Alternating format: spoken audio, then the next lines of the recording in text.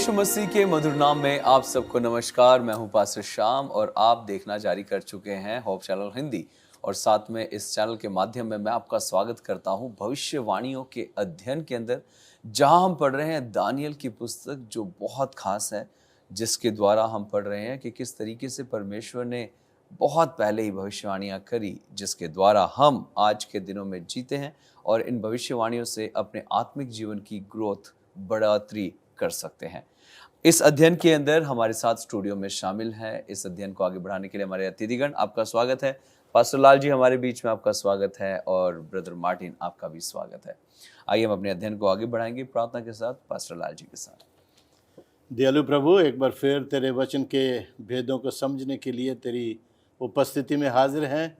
चाहते हैं तेरा पवित्र आत्मा हमारे जीवन में कार्य करे और हमारे श्रोतागण परमेश्वर तुझसे आशीष और आनंद प्राप्त कर सकें। प्रभु यीशु के नाम से आमीन। आमीन आमीन। बहुत बहुत धन्यवाद पास्टर जी प्रार्थनाओं के लिए। और मैं धन्यवादित हूँ इस वक्त सारी जितने भी हमारा सेटअप है, मीडिया है, क्योंकि ये बहुत गहन चिंतन है, क्योंकि लोगों तक ये अध्ययन नहीं पहुंच पाता। लेकिन प्रभु का धन्यवाद देते हैं, क्योंकि वचन कहता है कि अंत के दिनों में ज्ञान बढ़ जाएगा और इस ज्ञान का इस्तेमाल आज हम देख रहे हैं कि घर घर में ये प्रचार फैल रहा है। तो हम पढ़ रहे हैं अपने इस अध्ययन के अंदर पवित्र स्थान की सेवकाई के विषय में। तो बस जी, मैं आपके पास आना चाहता हूँ और पहला जो सवाल है मैं आपसे ही करना चाहता हूँ कि जिस तरीके से हमने पिछले अध्ययन में पढ़ा, पवित्र स्थान ऊपर से हम देखते हैं तो 3 भाग में वो विभाजित है, जिसमें आंगन है, पवित्र स्थान है और महापवित्र स्थान है। तो पास्टर जी आप बताएं, जो आंगन है, आंगन के विषय में जो पहला भाग है वो हमें क्या कहता है? धन्यवाद। सबसे पहले तो मैं आपको ये बताना चाहता हूँ कि मंदिर की सेवकाई एक ऐसा विषय है बाइबल का जी। जो अपने आप में एक हब कह सकते हैं हम लोग।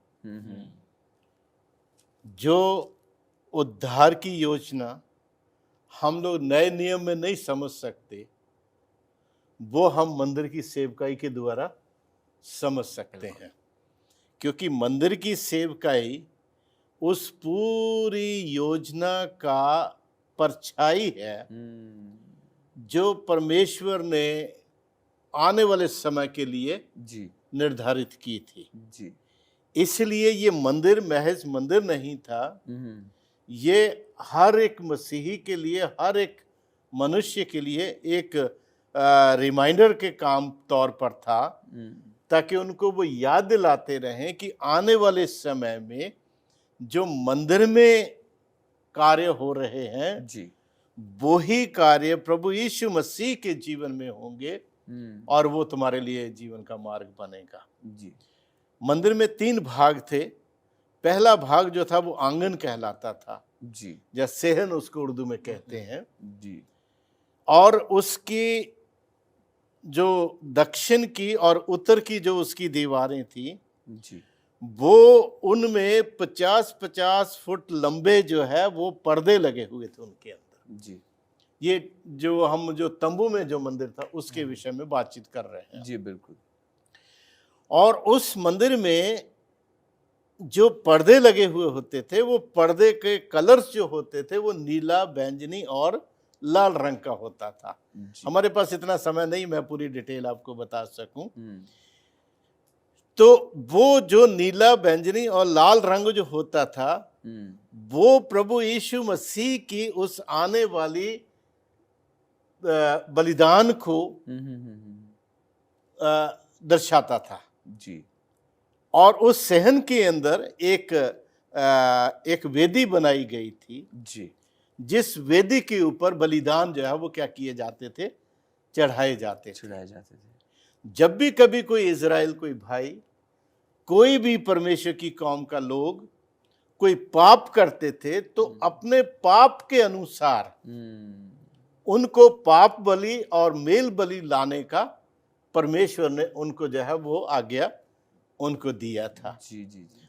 फर्ज किया मैंने पाप किया, मैंने अपने भाई से झूठ बोला, मैंने किसी का कत्ल कर दिया है, तो उन पापों की क्षमा के लिए, माफी के लिए मुझको बलिदान लाना जरूरी होता था। बिल्कुल बिल्कुल बिल्कुल। और जब वो व्यक्ति बलिदान लाता था, मेमने का बलिदान, मेढे का बलिदान, और ला करके जो याजक लोग थे उनके सामने वो गुनाहगार व्यक्ति उस मेमने के सर के ऊपर अपने हाथ रखता था। जी जी। और जब सर के ऊपर हाथ रखता उसके बाद उस मेमने को क्या किया जाता था? कत्ल किया जाता था। जी। और उस मेमने का लहू जो था उसका थोड़ा सा एक भाग कटोरे में लेकर के तो याजक लोग जो थे वो पवित्र स्थान में जाते थे और पवित्र स्थान में जाकर उस लहू को वो जो परम पवित्र स्थान और पवित्र स्थान के बीच में जो कर्टन था, पर्दा था जी, उस पर्दे के ऊपर उस लहू को वो क्या करते थे? छिड़कते थे। जो ये प्रकट करता है कि उस मेमने के सर के ऊपर हाथ रखने के द्वारा इस गुनाहगार व्यक्ति का पाप उस मेमने के ऊपर चला गया और मेमने को कत्ल करने के द्वारा और उसके लहू बहाए जाने के द्वारा और उसके लहू के द्वारा उसका पाप जो है वो कहाँ चला गया? मंदिर में चला गया। ठीक है, तो ये कार्य होता था वहां। तो वो बाकी का जो बलिदान का हिस्सा था जी, वो चर्बी सहित जो है वो बलिदान की वेदी के ऊपर जो है वो चढ़ा दिया जाता था। तो इस तरीके से ये साल भर ये होता था। हजारों कई बलिदान चढ़ाए जाते थे, हजारों बलिदानों का लहू रोज जो है वो मेम याजक लोग ले जाके अंदर पर्दे के ऊपर क्या करते थे? छिड़क देते थे। तो इस तरीके से लोगों के पाप जो है वो सारे कहाँ जमा होते चले जाते थे? मंदिर में, पवित्र स्थान में जमा होते चले जाते थे जी। तो ये एक सिग्निफिकेंस था कि जो बलिदान वहां है वो बलिदान आने वाले समय के प्रभु यीशु मसीह के बलिदान को प्रकट करता था कि जैसे एक मेमना मेरे पाप के लिए मर रहा है उसी तरह एक दिन प्रभु यीशु मसीह मेरे पापों के लिए अपना लहू बहाएगा और मेरे पापों को अपने ऊपर लेकर क्या होएगा? मंदिर में जाएगा। क्या बात है, बहुत बहुत धन्यवाद। सच में ये जो कितना वो पर्दे जो हैं वो पाप उठाते होंगे, वो पर्दों के ऊपर कितनों का खून, बलियों का खून। लेकिन वो बताता है कि जो खून छिड़का जाता था ना वो मिरेकलसली पर्दे के ऊपर दिखता नहीं था। नहीं दिखता था। क्या बात है, बहुत बहुत धन्यवाद। प्रिय दर्शकों, मुझे आशा है आप आनंद ले रहे हैं स्टडी का। हमारे साथ जुड़े रहिए, मिलते हैं आपसे एक ब्रेक के बाद।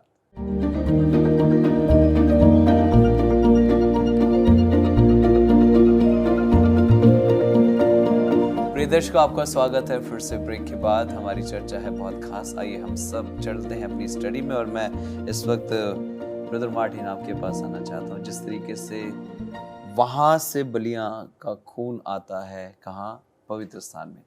तो मैं आपसे जानना चाहता हूँ पवित्र स्थान के विषय में आप बताएं। बहुत बहुत शुक्रिया पास्टर जी। तो जैसे हमने पहले भी जिक्र किया कि यहाँ जो है पवित्रीकरण हो रहा है, पवित्र किया जा रहा है और ये जैसे हमने जिक्र किया था ये नित्य हमेशा होने वाली सेवकाई यहाँ भी हो रही है। और इसका रिश्ता देखेंगे, जैसे एक एक चीजें जो आपको पवित्र स्थान में दिखती है उनके बारे में चर्चा करेंगे जी। और जैसे पास्टर जी ने जिक्र किया जो पवित्र स्थान है वो जो है पूरब से पश्चिम की ओर जा रहा है। ये चीज को भी समझना बहुत ज्यादा जरूरी है। और उत्तर और दक्षिण की दिशा में भी और दो चीजें हैं। तो इसी कारण से आपको याद होगा बाइबल में आप उस घटना को देखते हैं कि कुछ लोग जो है अपनी जो है पीठ क्या है पवित्र स्थान के विपरीत रखे हुए, वो लोग सूर्य की ओर देख रहे हैं। वो पवित्र स्थान है पर किसकी दंडवत कर रहे हैं? सूर्य की दंडवत कर रहे हैं। तो वो सच्चाई को भी आप वहां देख सकते हैं। तो आप देखते हैं तीन चीजों को आप पवित्र स्थान में देखते हैं। सबसे पहला मेज पर पड़ी हुई रोटी और दूसरा आप सोने का जो दीवट है उसे देखते हैं और तीसरा जो है वो वेदी है जहां पर धूप जलाई जाती है। बिल्कुल। और हम देखेंगे इस पे जो है हर एक दिन कुछ ना कुछ कार्य होता था, पर यदि आप इनसे कुछ आत्मिक सीखों को देखें तो बहुत गहरा सीख जो है इसमें हमें देखने को मिलता है। जी बिल्कुल। सबसे पहला मेज पर पड़ी हुई रोटी। और हम जानते हैं वचन में यीशु मसीह खुद कहते हैं कि मैं क्या हूँ? जीवन की रोटी हूँ। और वाकई में इसमें जो है ये जो है वाकई में जीवन की रोटी है जी। और जो वचन इस दुनिया को बना सकता है वही वचन हमें भी कायम इस दुनिया में रख सकता है। आत्मिक जीवन में ये एक ही भोजन है जो हमें क्या कर सकता है?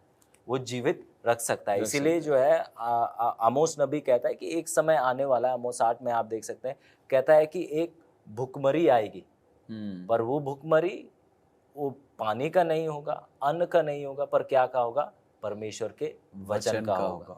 क्योंकि अंधकार के युग के समय में हम पढ़ रहे थे कि लोग क्या थे? भूख में मर रहे थे, वो सच्चाई ही नहीं पता था। पर जब सच्चाई मालूम हुआ तो उन्होंने जो है वो उस भोजन को पाया, शायद जो भोजन उनको दिया नहीं जा रहा था। इसीलिए परमेश्वर कहते हैं अपने चेलों को कि मेरी भेड़ों को क्या किया? चराओ। मतलब आप अच्छा अच्छा खिलाओ, क्योंकि यीशु मसीह चरवाए और वो क्या हमें अच्छी अच्छी जगहों पर लेके जाते हैं। आप भजन संहिता 23 में देख सकते हैं कि वो हमें सबसे बेहतरीन जगह खाने को ले जा रहे हैं और बेहतरीन जगह पीने को ले जा रहे हैं। बिल्कुल, कोई सड़ा हुआ चीज हमें नहीं दे रहे। इसी कारण से हमें जो है बाइबल का अध्ययन हर एक दिन करना चाहिए, बहुत जरूरी है। हम कल के अध्ययन पर जो है आज के दिन के लिए निर्भर नहीं हो सकते। उदाहरण के लिए खाना ही ले लीजिए, हम सुबह के खाने पे हम जो है पूरा दोपहर निकालते नहीं है, हम दोपहर के समय। इसी प्रकार से वचन अध्ययन भी होना चाहिए। इसके बिना जो है हमारा आत्मिक जीवन में जीवित रहना बिल्कुल मुश्किल है। और आप देखेंगे ये जो मेज पर पड़ी हुई रोटी थी वो उत्तर की दिशा में थी, और आप उसके दूसरी दिशा दक्षिण में यदि आप देखें तो उधर क्या था? वो दीवट, सोने का दीवट था, जो कि सेवकाई को दर्शाता है कि जो रोशनी हम कहाँ से प्राप्त कर रहे हैं? वचन से प्राप्त कर रहे हैं, और उसको प्रकाशित करना, उनको लोगों के सामने क्या करना? उनको बताना। ये जो है वो दीवट दर्शाता है। बिल्कुल। और दीवट क्या का है? सोने का है, पर वो भले सोने का हो, अगर उसमें तेल ना हो तो वो व्यर्थ है वो, बिल्कुल। और वो कलीसिया को भी दर्शाता है। अगर कलीसिया भले सोने की क्यों ना हो, सबसे सुंदर क्यों ना हो, पर अगर वो कलीसिया वचन के आधार पर नहीं है, पवित्र आत्मा के बातों को नहीं मानता है, तो वो व्यर्थ है। सोने का क्या क्यों ना हो या हीरा का ही क्यों ना हो, वो व्यर्थ है। और वचन हमारा नींव होना चाहिए। जैसे हमने कई बार जिक्र किया कि यदि ये बाइबल में है तो मेरे लिए है, और यदि ये बाइबल में नहीं है तो मेरे लिए नहीं है। और यही हमारे जीवन का आधार होना चाहिए, हमारे कलीसिया का आधार होना चाहिए, हमारे सेवकाई का आधार होना चाहिए, जो कि वो सोने का दीवट हमें बताता है। फिर सबसे आखिरी है वो वेदी, जहां पर धूप जलाई जाती है, जिसको जो है प्रार्थना का प्रतीक की तरह देखा जाता है। और हम देखते हैं यहाँ धूप जल जाती थी, और बताया जाता है कि जो खून छिड़का जाता है, आप जानते हैं खून का जो गंध है वो बहुत गंदा कह सकते हैं, आप उसे सह नहीं पाएंगे अगर ज्यादा मात्रा में होगा। और जैसे पास्टर जी जिक्र कर रहे थे कि जब छिड़केंगे तो वो वहां रहेगा, पर ये धूप जो है वो जो है उस गंध को जो है एक अच्छे सुगंध में जो है बदल देता है। और ये जो धूप है, जो धुआं उठ रहा है, जो सुगंध आ रहा है, वो वाकई में यीशु मसीह की पवित्रता को दर्शाता है कि भले हमारे पाप इतने सारे हो, पर भी यीशु मसीह की पवित्रता उन्हें क्या कर देता है? ढक देता है। तो आप यहाँ 3 चीजों को देख पा रहे हैं जो कि हमारे आत्मिक जीवन के लिए बहुत ज्यादा खास है। वचन का पढ़ाई, सेवकाई करना और प्रार्थना करना। अगर इनमें से एक भी चीज हमारे जीवन में नहीं है तो पवित्रता के उस सफर में हम जो है आधे अधूरे रहेंगे। बिल्कुल। और जैसे आप दोनों सेवक रह चुके हैं बहुत समय से, और आप दोनों गवाही देंगे कि हाँ बाइबल पढ़े थे, उससे हमें एक अलग अनुभव मिल रहा था, पर जब हमने सेवकाई किया तो एक और अनुभव अक्सर ऐसे होता है, शायद आपने गौर किया होगा कि आपने वचन का तैयारी करके गए और आपको संदेश पता है, पर जब आप संदेश प्रचार कर रहे हैं आप और कुछ नए सीखते होता है कि नहीं? बिल्कुल। आप कहते हैं अरे ये तो मैंने सोचा भी नहीं था। मेरे साथ अक्सर होता है, और मैं विश्वास करता हूँ हर एक दास के साथ ऐसा होता है। तो वचन पढ़ना, सेवकाई करना, प्रार्थना करना, ये तीनों जो है हमारे आत्मिक जीवन के लिए बहुत ज्यादा जरूरी है। इनका ऐसे मिले रहना बहुत ज्यादा जरूरी है। उदाहरण के लिए आजकल हम देखते हैं ट्राइपॉड कहा जाता है, जिसपे कैमरों को लगाते हैं, अक्सर 3 तरह का होता है ऐसे। और आप देखेंगे, कोशिश कीजिएगा कभी प्रैक्टिकली एक डंडा को हटाकर दिखाइए और मुझे वो खड़ा करके दिखाइए। कर पाएंगे आप? नहीं खड़े कर पाएंगे। या एक डंडा में खड़ा हो पाएगा? नहीं। बिल्कुल ऐसा ही हमारा आत्मिक जीवन भी। अगर एक डंडा हिल गया है तो हम देखते हैं कि हमारा आत्मिक जीवन जो है उतना सफलता से वो नहीं बढ़ेगा। और देखिए परमेश्वर कैसे पवित्र स्थान में कई साल पहले हमें ये चीज सिखा के गए कि देखो आपका आत्मिक जीवन कैसे उन्नति पाएगा। आमीन। और ये जो दीवट है सोने का, वो इस बात को भी दर्शाता है जो आप पढ़ रहे हैं उसे अपने जीवन में लागू कीजिए। बिल्कुल।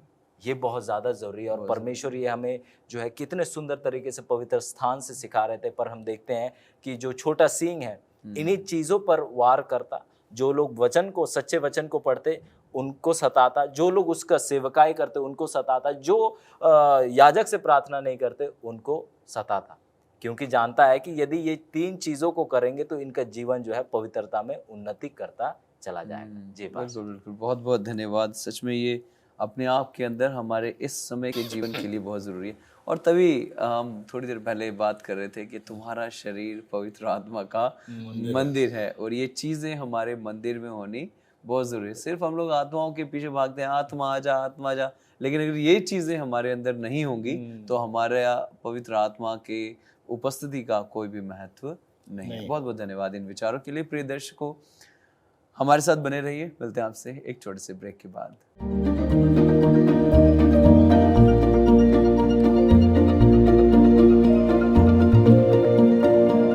प्रिय दर्शकों, आपका स्वागत है फिर से ब्रेक के बाद। आइए हम अपनी चर्चा को बढ़ाते हैं आगे और चलते हैं पवित्र स्थान की सेवकाई की ओर। Pastor ji, thank you. हमने देखा है आंगन, हमने देखा है पवित्र स्थान, अब बात आती है महापवित्र स्थान की। जी पास्टर जी।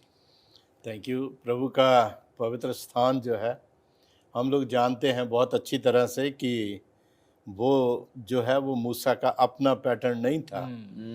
उसकी जितना भी नक्शा था वो स्वर्ग के परमेश्वर ने उसको दिया था, और वो जो नक्शा स्वर्ग के परमेश्वर ने उसको दिया था उसमें एक एक फुट, एक एक इंच, एक एक आर्टिकल जो भी उसमें लगना था, सब की बड़ी गंभीरता से, गहराई से सबकी डिटेल उसमें जो है वो दी गई थी। तो परम जो आंगन था वो बलिदान का स्थान था, और उसके बाद अंदर जो है वो परमेश्वर के वचन की सेवकाई और पवित्र वचन की और प्रभु यीशु मसीह की सेवकाई और धूप की सेवकाई। और अब जो हम आ जाते हैं वो अब हम आते हैं परम पवित्र स्थान में। जी। परम पवित्र स्थान जो था वो इतना पवित्र था कि उसमें कभी भी कोई व्यक्ति जा नहीं सकता था। जी। वहां पर साल में सिर्फ एक बार महायाजक जो वो जा सकता था। जी। और उस परम पवित्र स्थान के अंदर परमेश्वर का वो वाचा का संदूक था, जिसके अंदर परमेश्वर ने जो वाचाएं हमारे साथ बांधी थी वो उसके अंदर रखी गई थी।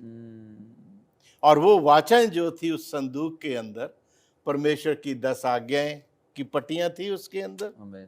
और उसके अंदर जो है वो परमेश्वर ने जो 40 साल तक खाने के लिए जो मन्ना बरसाया था जी, उस मन्ने को एक यादगार के रूप में एक मर्दवान में डालकर रखा गया था।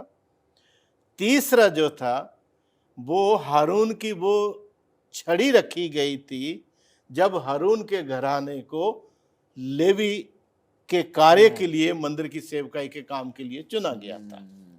तो ये 3 आर्टिकल उसके अंदर थे जो इस बात की हर समय उनको याद दिलाते थे कि परमेश्वर स्वयं हर बात को अपनी बुद्धि, अपने ज्ञान और अपने वश में रखता है और चलाता है। जी। और उसके बाद हम देखते हैं कि उस परम पवित्र स्थान में उस वाचा के संदूक के ऊपर एक ढक्कन था। उस ढक्कन को जो है इंग्लिश में कहते हैं मर्सी सीट, दया की कुर्सी, रहम की कुर्सी। अंदर आज्ञाएं हैं जिनका निचोड़, आज्ञाएं जिनकी डिमांड है कि पाप की मजदूरी मृत्यु है। और उस पाप की मजदूरी की मृत्यु के ऊपर जो दया की कुर्सी है जी, वो परमेश्वर की स्वयं की उपस्थिति वहां। वंडरफुल, बहुत बढ़िया। क्योंकि उसकी जरूरत को और डिमांड को, आज्ञाओं की, उस मर्सी के द्वारा जो है वो क्या कर दिया गया, पूरा कर दिया गया, जो प्रभु यीशु मसीह ने प्रकट किया। It's wonderful. मैं आपको बताऊं, जब इसकी गहराई में जब बैठ के मैं अध्ययन करता हूं, कभी सोच में जाता हूं अकेला बैठ कर ना, तो पता नहीं कहाँ खो जाते हैं। परमेश्वर बहुत अद्भुत है। और उस ढक्कन के ऊपर करूब बने हुए थे, दो, एक स्वर्गदूत इधर बना हुआ था, एक स्वर्गदूत इधर बना हुआ था। उस ढक्कन के ऊपर ऊपर जाके उनके पंख जो है आपस में क्या करते थे, आपस में क्रॉस मिले- करते थे एक मिले दूसरे हुए को। थे।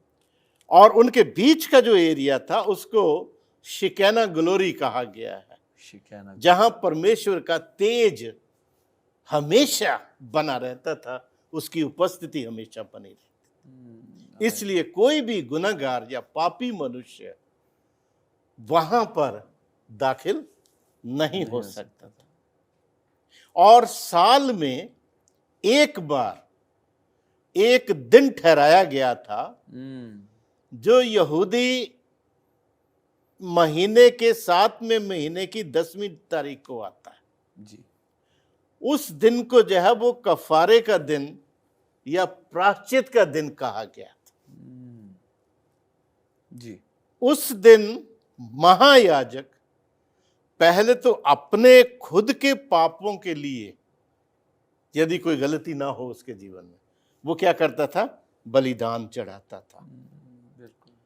उसके बाद फिर 2 मेमने लाए जाते थे, एक अजाजेल के नाम से, एक दूसरे के नाम से, उनकी बलि होती थी। और उनमें से एक मेमने का जो मसीह के ईश्वर के नाम से निकलता, उसका लहू लेकर महायाजक साल में एक बार परम पवित्र स्थान में प्रवेश करता था। और उस लहू को, जो प्रभु यीशु मसीह के नाम का मेमना था, उस मर्सी सीट के ऊपर छिड़कता था। It's a wonderful. मैं आपको क्या बताऊं, बहुत ही अद्भुत टीचिंग है। और इस तरीके से वहां पर क्या होते थे, सबके पाप जो है वो जो साल भर से जमा हुए हैं, उन पापों से उस मंदिर को क्या किया जाता था, शुद्ध किया जाता था। फिर महायाजक बाहर आता था, बाहर आकर फिर अपने हाथ उस मेमने के सर के ऊपर रखता था जो शैतान के नाम से निकला, और उस मेमने के सर के ऊपर अपना हाथ रख के वो जितने भी साल भर के पाप मंदिर में जमा हुए हैं, जिन लोगों ने पश्चाताप किया, वो सारे के सारे पाप लाकर उस शैतान के नाम से जो मेमना निकलता, उसके सर के ऊपर हाथ रखने द्वारा उसके ऊपर लाद दिए जाते थे। और उसके ऊपर लादने के द्वारा फिर महायाजक जो है वो अपने प्रीस्ट को, याजकों से कहता था कि इस मेमने को ले जाकर जंगल में किसी ऐसी जगह पे छोड़ दिया जाए जहां ये तमाम पापों को लेकर के अपनी खुद की मौत स्वयं मर सके, क्योंकि पाप का उत्पन्न करने वाला कौन है, शैतान। शैतान है। क्या बात। शैतान के द्वारा पाप की उत्पत्ति हुई, और अंत में उसी शैतान के ऊपर संसार के तमाम पापों का बोझ है वो क्या कर दिया जाएगा, लाद दिया जाएगा। बहुत बहुत धन्यवाद पास्टर जी, इस एक बहुत ही खूबसूरत बखान के लिए। क्या थी वो महापवित्र स्थान की सेवकाई। बहुत बहुत धन्यवाद देते हैं। मैं धन्यवादित हूँ आप दोनों का हमारे साथ स्टूडियो में जुड़ने के लिए, और प्रिय दर्शकों आपका भी धन्यवादित हैं, आपने इन वचनों को बड़े ध्यान से सुना है। प्रभु आपको आशीष दे। ये समय है अंत का इस पाठ के, और मैं इस वक्त निवेदन करूंगा ब्रदर मार्टिन से प्रार्थना करें। आइए प्रार्थना करें। महान दयालु स्वर्गीय पिता, हम आपका धन्यवाद करते हैं कि जिस प्रकार से आपने दिखाया हमें कि आप जीते हुए हैं, और आप वाकई में क्रूज पर जीत गए हैं, हमारे साथ हो कि हम आपको मिलने के लिए तैयारी करें। इस विनती को धन्यवाद करते हुए यीशु मसीह के नाम से मांगते हैं, आमीन। आमीन। बहुत बहुत धन्यवाद प्रार्थना के लिए। प्रिय दर्शकों आप हमारे साथ यूं जुड़े रहिए, हम मिलेंगे आपसे अगले अध्ययन में। तब तक आप सबको जय मसीह की।